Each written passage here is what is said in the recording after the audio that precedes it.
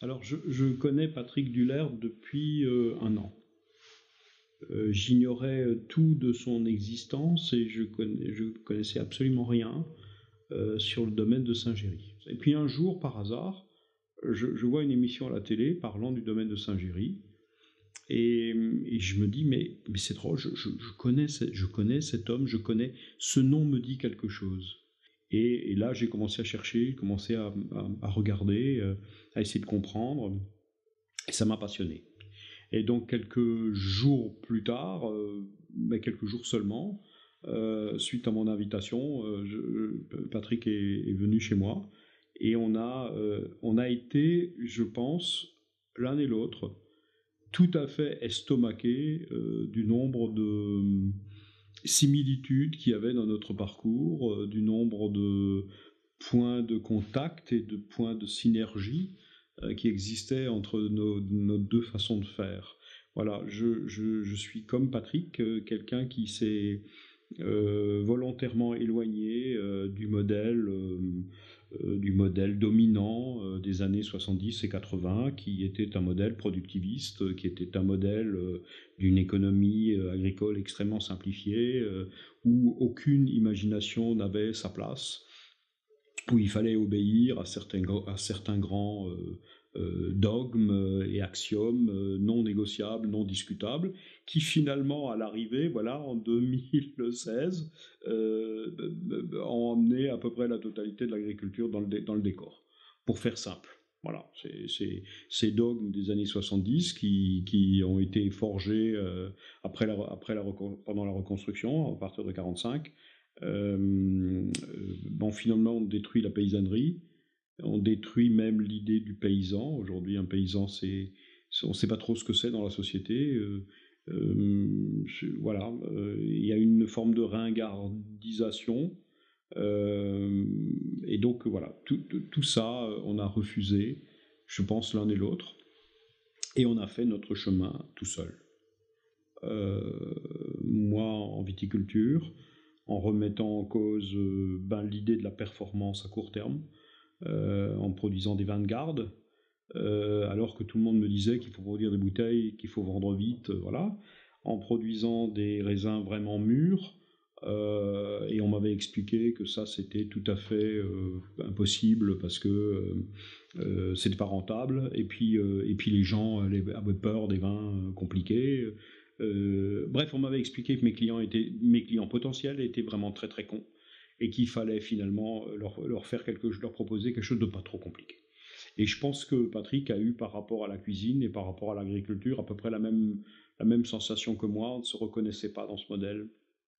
Et notre rencontre, c'est la rencontre de deux hommes qui, chacun, dans son parcours, ont remis en cause des choses et ont essayé de fabriquer leur propre chemin, leur propre destin, leur propre idée, leur propre sensation.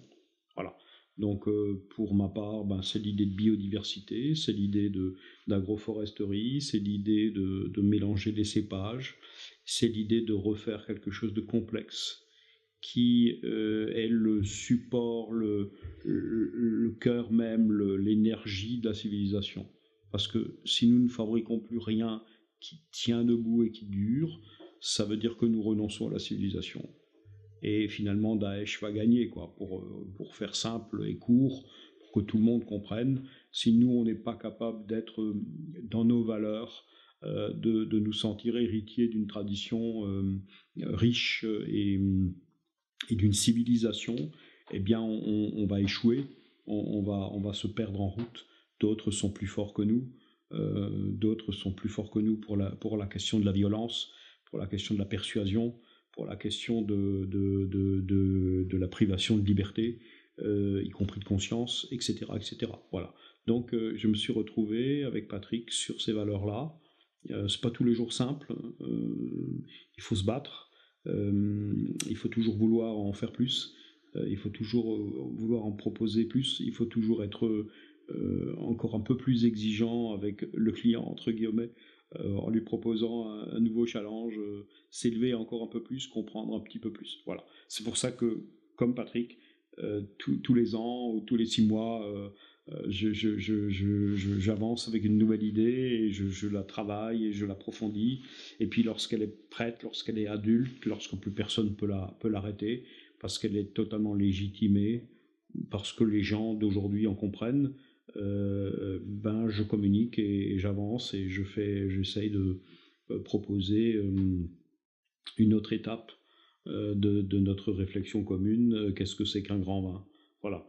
Je pense que c'est exactement la même chose pour la cuisine, mais c'est exactement la même chose pour l'agriculture, pour la viande, pour le lait, pour les œufs, voilà, pour tout ce qui est finalement le plus important. C'est ça qui nous rassemble avec Patrick. Alors, Nuit de Saint-Géry, honnêtement, avant d'être venu ici, je ne connaissais absolument pas la configuration des lieux. Je ne connaissais même pas bien le concept. Voilà, donc on est venu par amitié, on est venu pour découvrir, on est venu pour apporter notre pierre à l'édifice. Et c'est une des choses les plus gratuites dans ma tête que j'ai fait depuis longtemps. Voilà, c'est le plaisir d'être ensemble, c'est le plaisir de proposer quelque chose à des gens qu'on ne connaît pas encore et d'avancer très librement en participant à la préparation de la cuisine, en discutant, en vivant un tout petit peu ici. Voilà, mais il n'y avait pas de stratégie, il n'y avait pas de préalable. Voilà, c'est l'aventure du cœur et l'aventure de la liberté. Comment tu décrirais tes vins en fait? Bon, la question est maladroite, hein, mais Comment je décrirais mes vins? Les vins du domaine sont des vins assez particuliers parce qu'ils ne revendiquent pas ni d'être les meilleurs du monde, des champions du monde, ni d'avoir je ne sais quelles caractéristiques médiatico-aromatiques.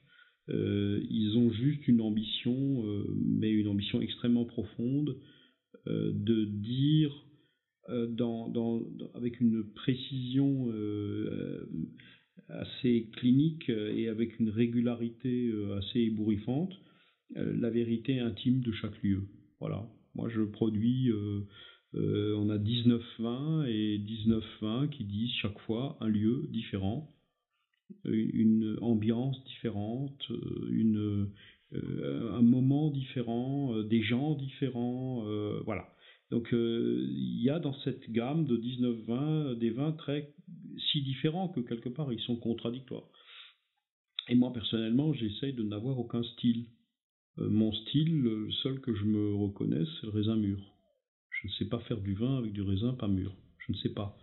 Je suis incapable de faire ça. Et ça ne m'intéresse pas. Mon aventure commence dans le raisin mûr. Donc il y a toute une stratégie pour mûrir des raisins, qui est une stratégie très longue, très compliquée, qui demande beaucoup de moyens, beaucoup de patience, beaucoup d'attention, qui coûte cher. Et puis finalement, au bout de ça, on a des raisins mûrs et on peut comment dire, lâcher les commandes, laisser faire les choses, voilà. Et on assume le résultat. Et on assume les gens qui aimeront ça, comme on assume les gens qui ne comprendront pas. Voilà, moi, si quelqu'un me dit « Oh monsieur, j'adore l'Engelgarten, je suis pas du tout fan du Rothenberg », ça ne me fait ni plaisir, ni de la peine.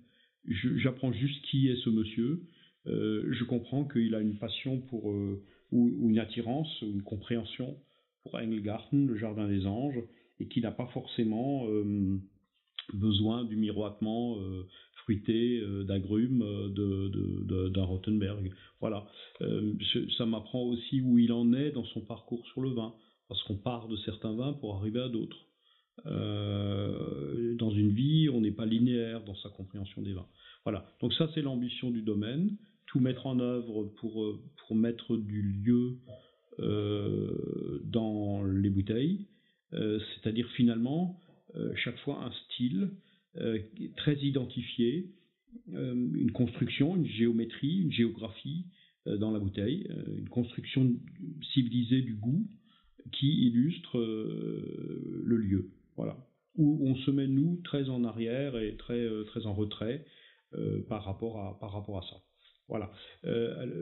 J'ai l'impression que pour Patrick, c'est à peu près la même chose. Et je pas le sentiment que Patrick revendique de faire le meilleur pain du monde, ni même peut-être de faire le meilleur jambon du monde. Il fait le sien.